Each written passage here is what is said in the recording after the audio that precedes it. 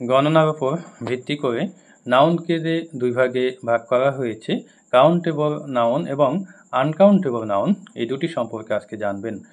Countable noun, যেসব noun গণনা করা যায় সেসব নাউনকে কাউন্টেবল নাউন বলে।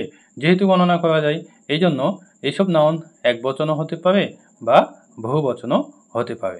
যেমন a cat, the cat, the cats, okay. A coconut, the coconut, the কোকোনাটস।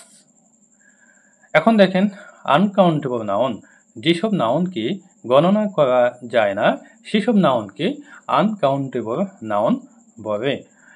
এসব নাউন এক বচন হয়, বিষয়টা মাথায় রাখবেন।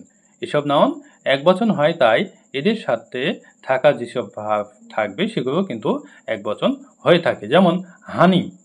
এখন মধু, মধুকে যদি আপনারা গণনা করতে যান তাহলে কিন্তু পারবেন না, তাই না?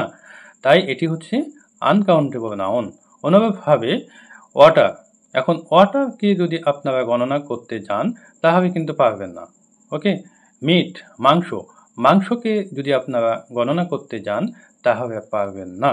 এই জন্য এগুলো হচ্ছে আনকাউন্টেবল নাউন। অনুরূপভাবে nitrogen, oxygen, okay. Thank you.